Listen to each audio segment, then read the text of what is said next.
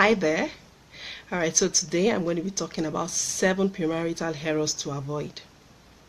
People fall into a number of errors. And like the Bible says, if the foundation be destroyed, what can the righteous do?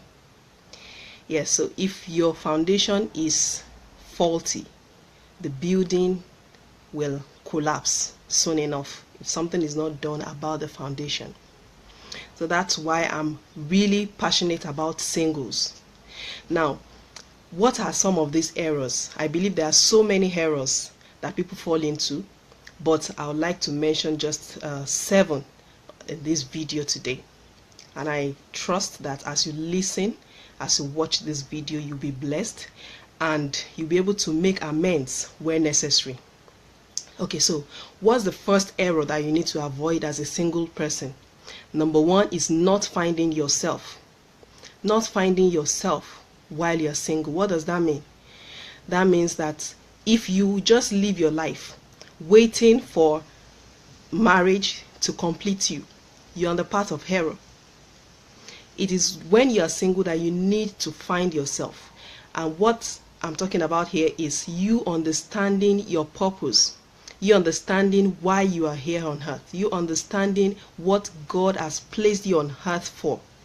So it's very, very important for you. The first error that you must not find yourself in is forgetting to discover yourself. You need to discover your purpose. You need to begin to walk in your purpose while you are yet single. It's going to be a disaster for you to wait till you are married before you want to find your purpose. Because I believe strongly that purpose is a journey. It's not an end point. It is not an end.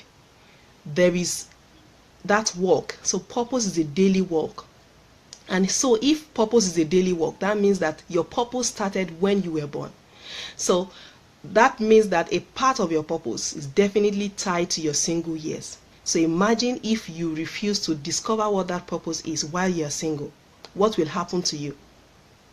If you wait till you are married, that means that the part of your purpose that you're supposed to fulfill, the part of your purpose that God wants you to actually implement while you are single, will be left unattended to.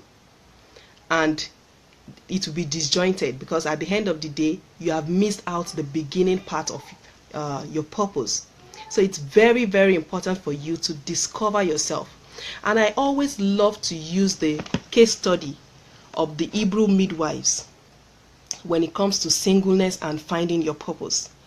When you're single and you find your purpose, you have an example in the Bible. And that is the example of the Hebrew midwives. You know, those Hebrew midwives in Exodus that attended to the Israelite women. You know what they did? While they were single, they feared God. They were busy working. They were busy investing in the lives of other people. They were busy saving lives. Now, that was what God had proposed them for. That was why they were in Egypt at that time. Now, they were taking care of the Hebrew women. They were taking care of the Hebrew children. Even though the king had already ordered that the children be killed, they watched over the lives of those children. And guess what happened to them? The Bible records that God gave them families of their own. That is to say that if you're busy fulfilling purpose, God is going to give you a family of your own. The family is not something you should be working for. I don't even understand that. Your purpose is what you should be busy doing.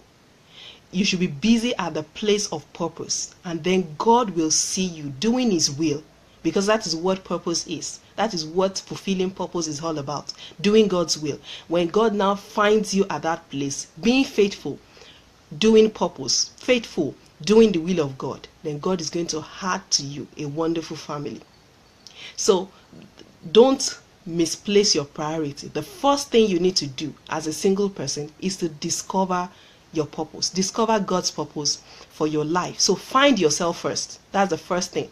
That's the first thing you need to do. Forgetting to find yourself, not finding yourself while you are single, is the first error you should not fall into.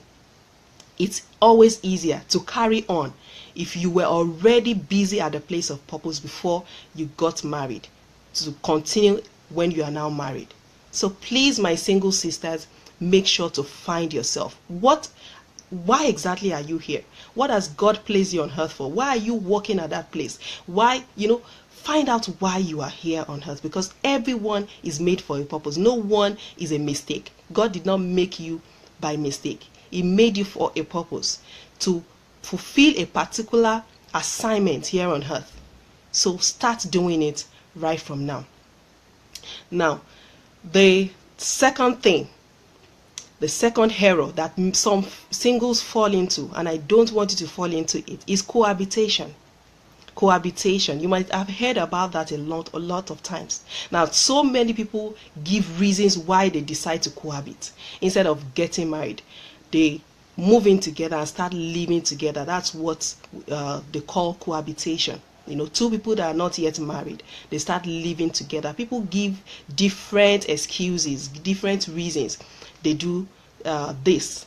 Now, some people try to test the waters. They say, okay, let's test the relationship if it's going to work. Some people, they do it because of economic reasons. Maybe because they can't afford to, maybe get a hostel accommodation for themselves or get an apartment for themselves. So they decide to move in with their boyfriend or their girlfriend or their so-called fiancé or fiancée. Now, some people are just selfish. They are just selfish, especially those that will gain more from that relationship.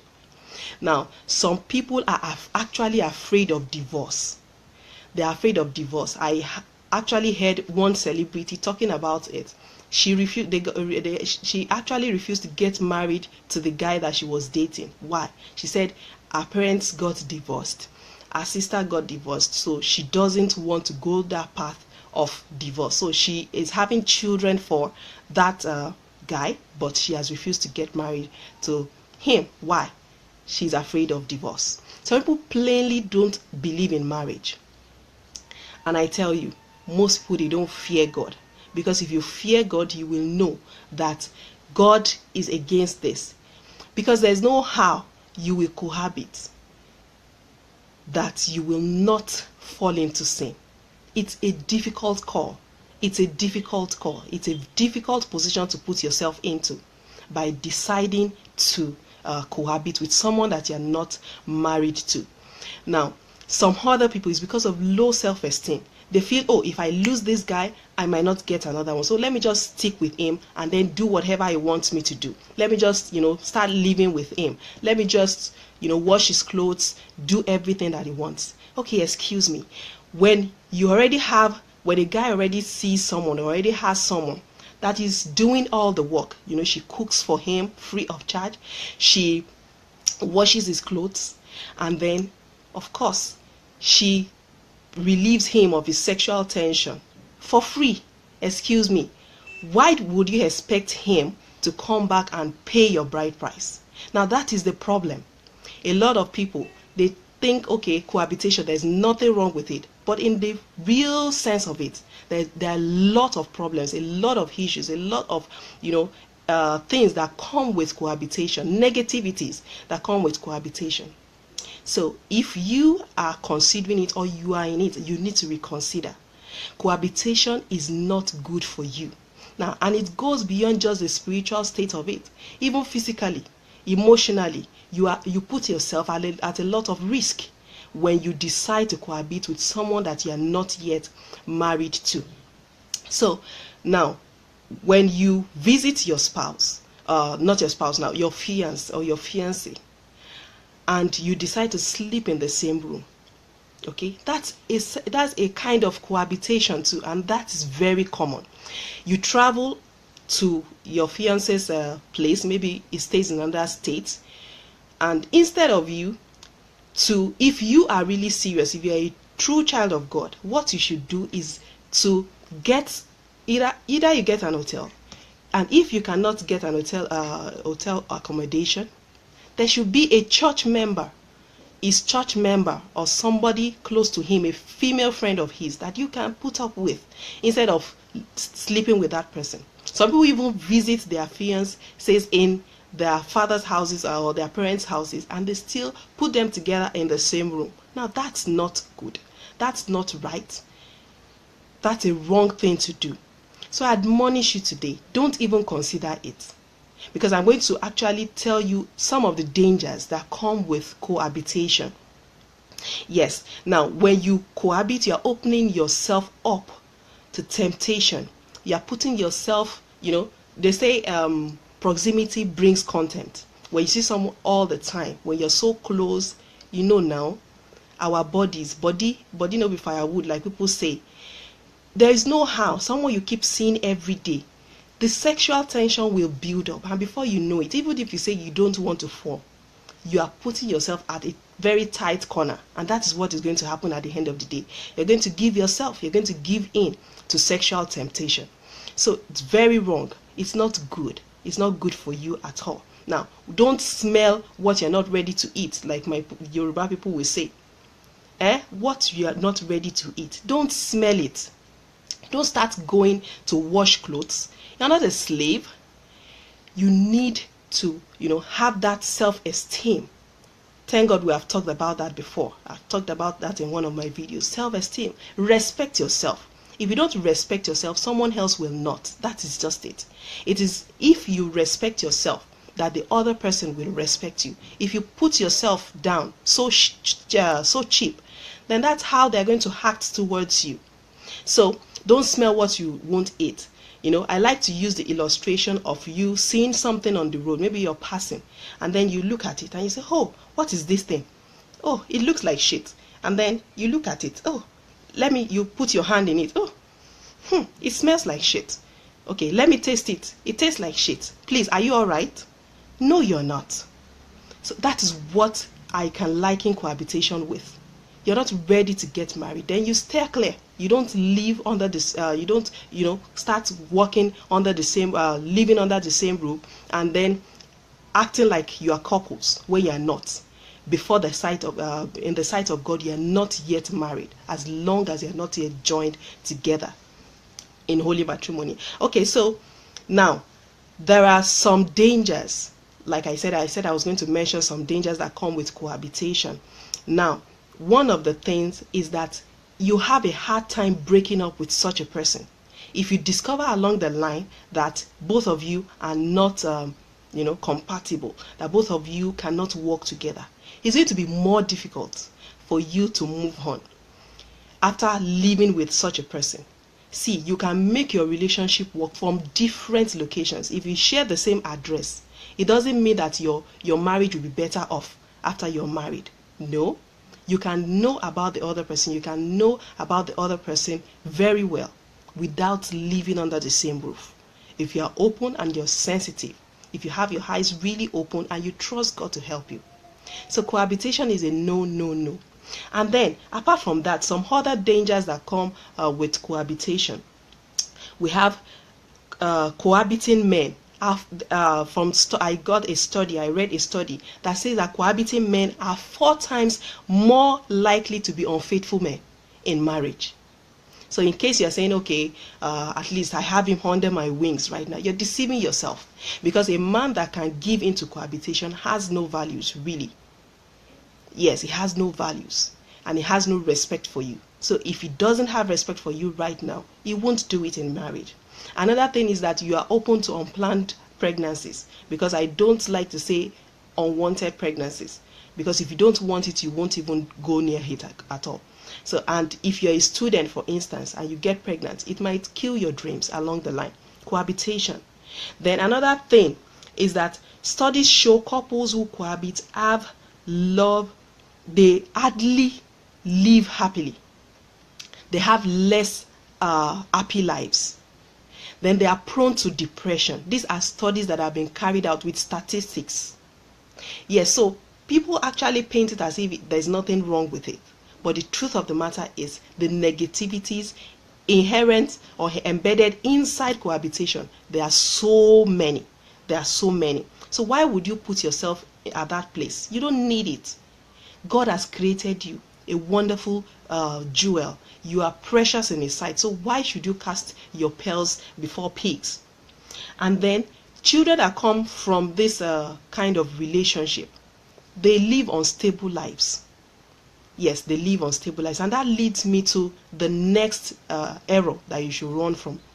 The third one is running off to marry someone. We have a number of people like that. They are not properly married to their spouses.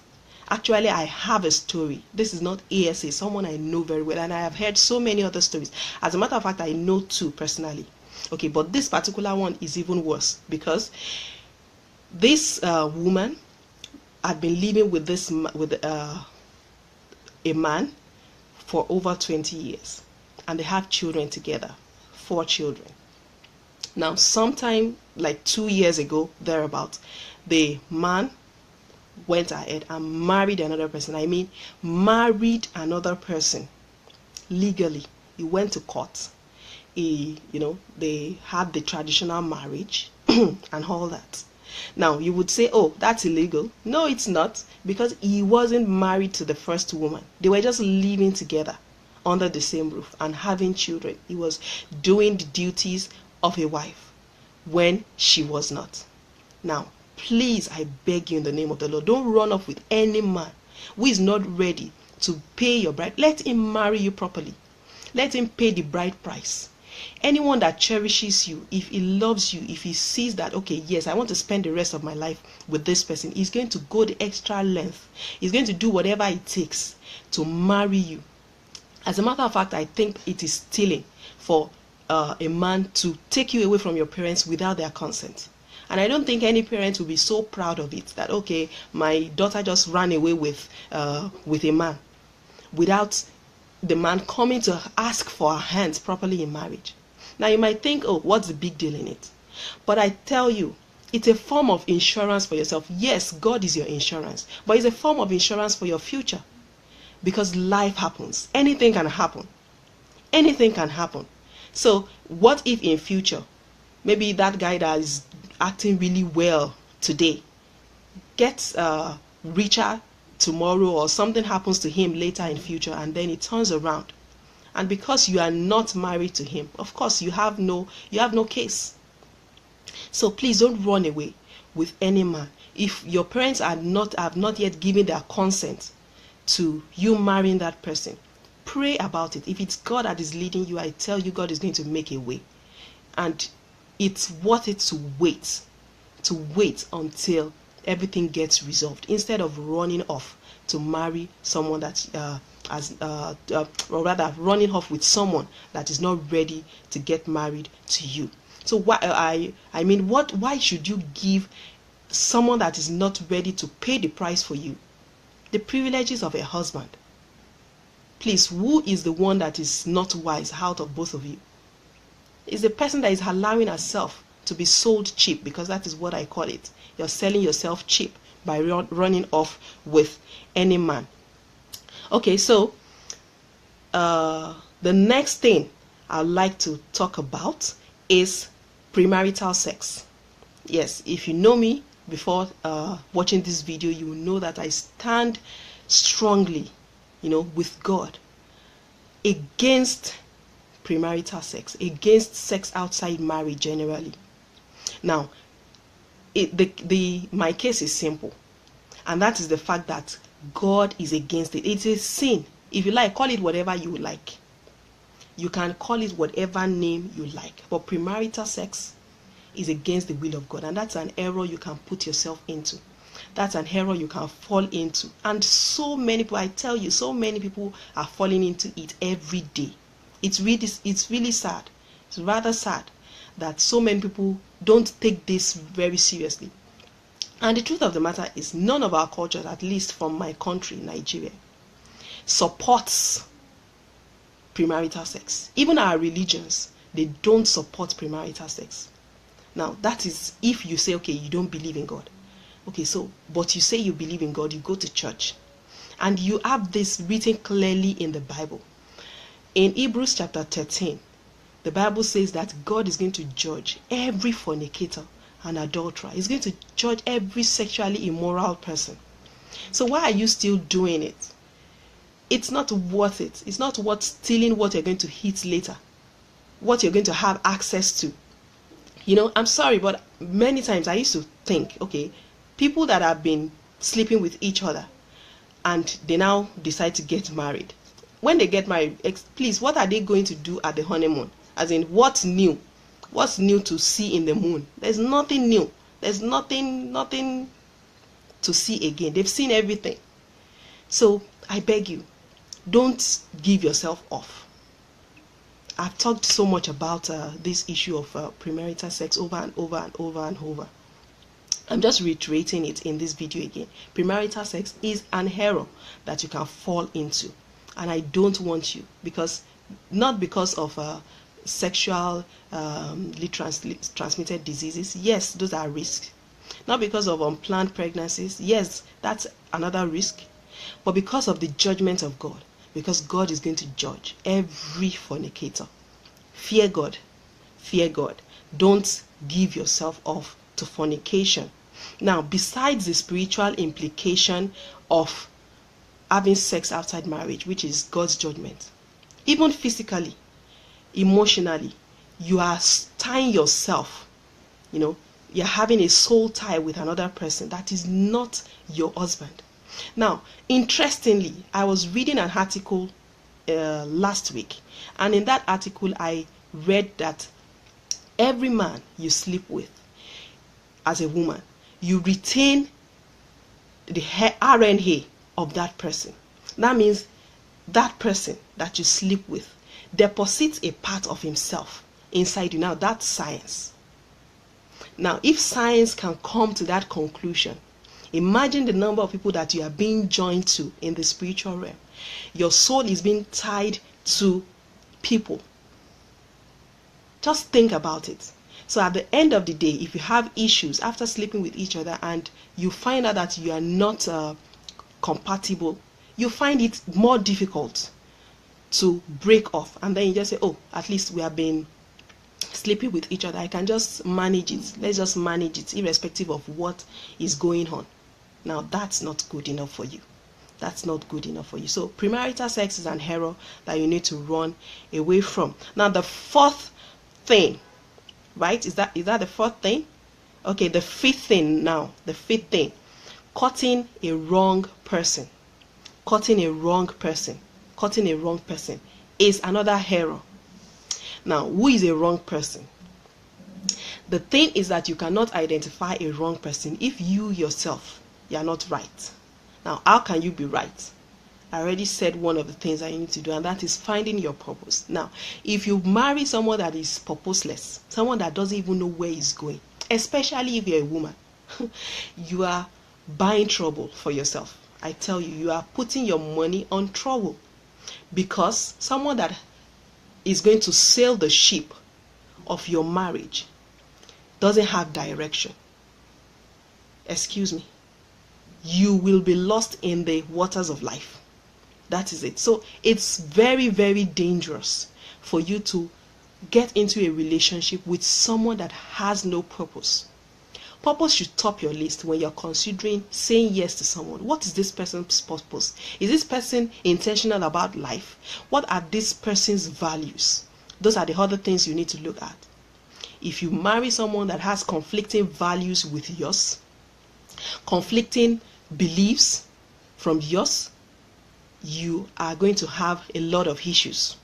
So cutting a wrong person, cutting someone that is purposeless, cutting somebody that has no virtues, someone that has no values or moral upbringing, proper moral upbringing, will put you into a lot of problems. So that's another danger that you need, another premarital error that you could fall into. Don't patch it up. I keep telling my sisters, my friends, anyone that cares to know, anyone that cares to listen, that God has created you wonderfully and you deserve the best. I tell you, you don't have to settle for less than God's best for your life.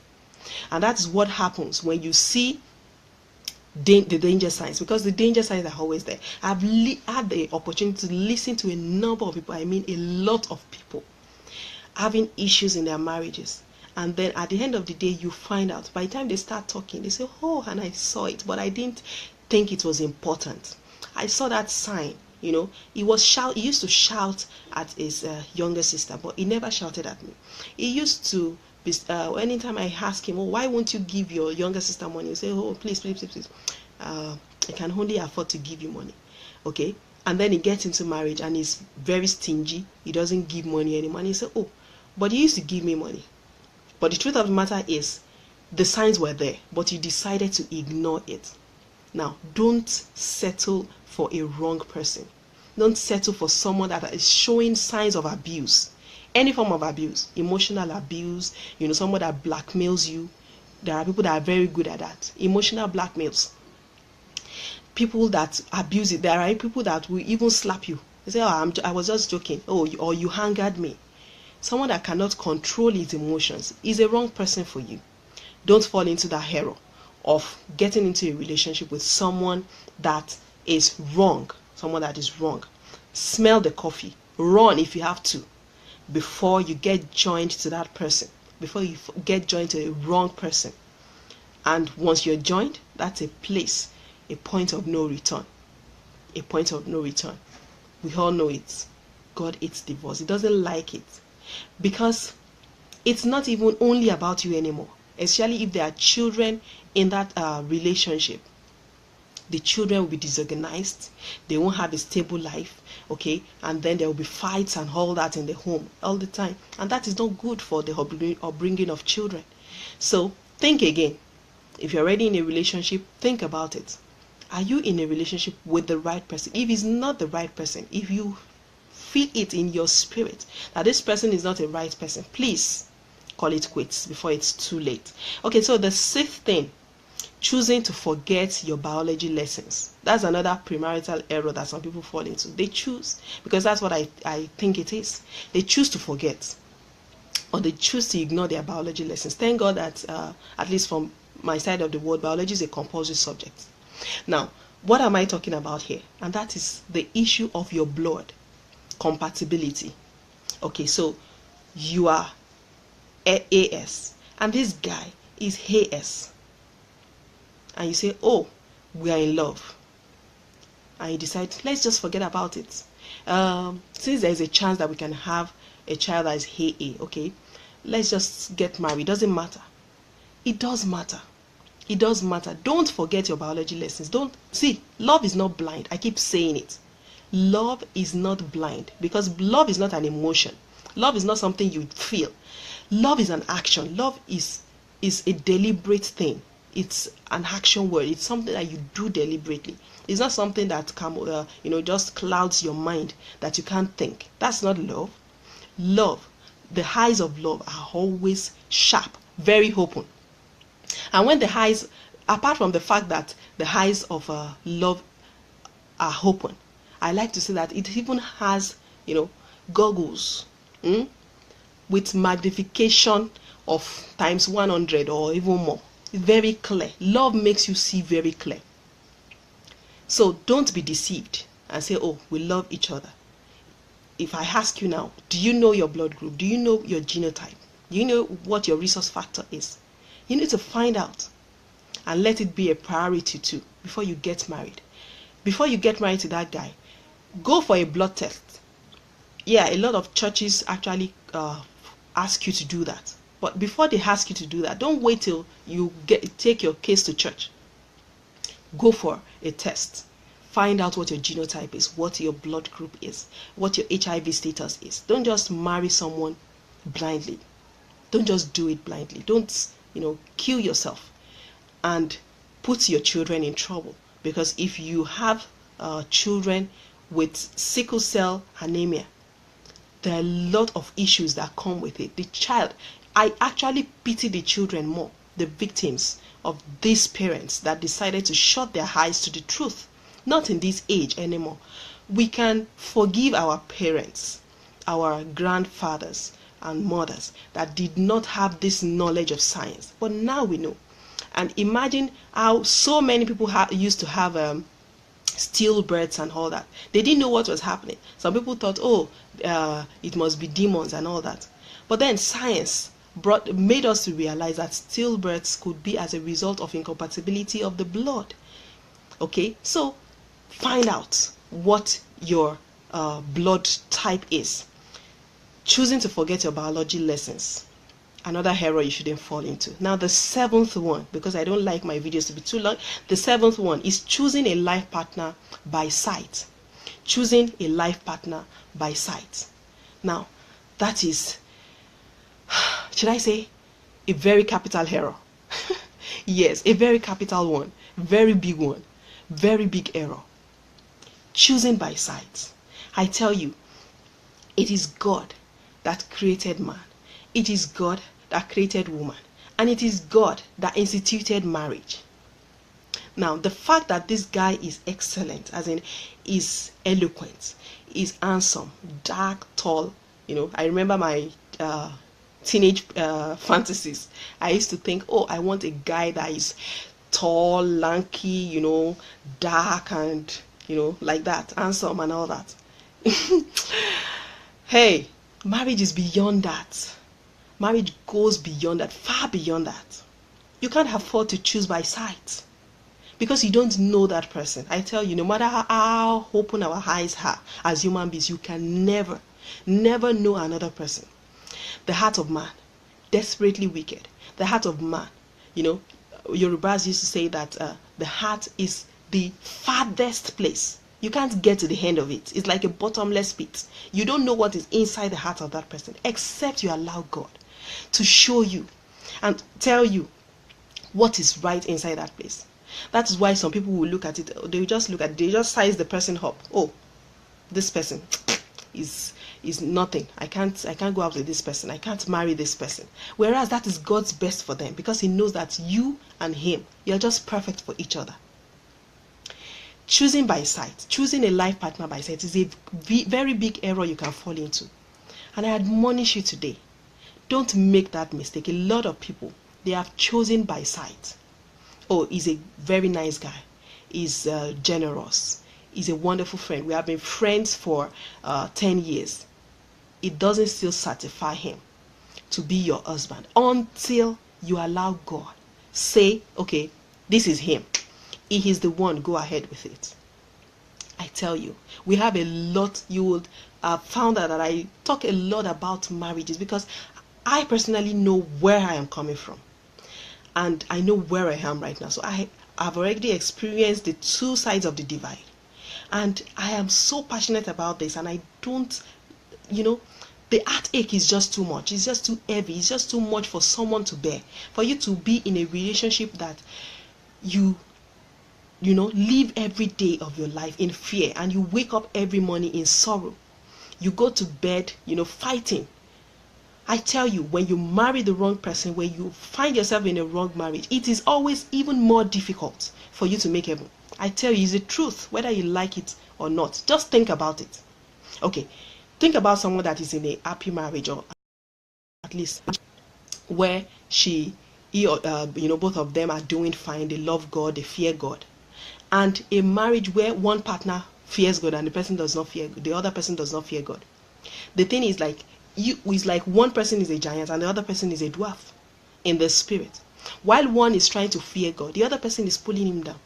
Because even when you say you don't want to listen to what he's saying, he will come with his troubles. He will pinch you with his words. He will slap you. And then you will have more reasons to keep fighting unforgiveness and depression and, hurts and malice. A lot of things. And you know what that is? You are prone to living in sin and struggling with overcoming sin more if you're in the wrong marriage. And that is why I agree solely with people that say that if you marry the wrong person, you are, on a path to, on a faster track to hell. Let me just put it that way. You're on a faster track to hell. So I beg you in the name of the Lord, before you get involved with anybody, be sure and doubly sure that God is saying yes to that relationship. So that's it for me today. Let God choose for you. You can't see better than God. You can't know that person better than God. Yes, so these are the 7 premarital errors I'd like to share with you. 1, not finding yourself before marriage. 2, cohabitation. I've mentioned a number of dangers that come with it. 3, premaritals. 3, running off to marry someone, okay, without marrying the person, without the person marrying you legally. Another error. Number 4, premarital sex. Number 5, courting a wrong person, going into relationship with the wrong person. Number 6, choosing to forget your biology lessons. And number 7, choosing a life partner by sight. Like I said at the beginning, there are a number of errors that people fall into, but I've just decided to share these 7 things with you so that you can check yourself before you go into marriage and make amends where necessary. And let this be like a landmark for you, a signpost for you to know that, okay, this in this relationship, or in this intended relationship, is a no, is a red sign, is a, is a star or a cross or whatever it is. It is not a tick. This is not right for me. God wants you to enjoy your marriage. God wants you to have a beautiful marriage. And I also want you to have a beautiful marriage. I love to hear love stories. Yes, I love love stories. I love to hear about marriages that are thriving. I love to hear about marriages that are, where children can be brought up in the way of the Lord, where children can grow and say, oh, I want to be like mom and dad. Not marriages where you're always fighting and you destabilize the morale of your children, and children are not happy in that marriage. They don't even have good examples to look up to. You deserve a good marriage. If you're a child of God, you deserve a good marriage. There are a number of people, yes, they are born again, but they still fall into some of these errors. Watch out. Open your eyes. Shine your eyes, like they say. Don't fall into any of these errors. And so many other errors that the Spirit of God might minister to you. Alright, so that is it from me today. If you don't know me, I am Omoshebi Mary Omolola. In case you have any question, you need counseling, just want to reach me for one thing or the other, you can send me an email. You can send an email to thebeautifulbranch@gmail.com, or you send me a private message to my inbox on Facebook. You can follow me on Instagram, Twitter, Facebook, Omoshebi Mary Omolola PhD. May God bless you and open your eyes to see the ditches that are right in front of you at the moment, and those ditches that the devil is planning to put in front of you in the future to make you fall into the wrong marriage. May you have a wonderful marriage. Have a blessed life. Start fulfilling purpose and begin to live for God more every day. Fear Him above all things. God bless you.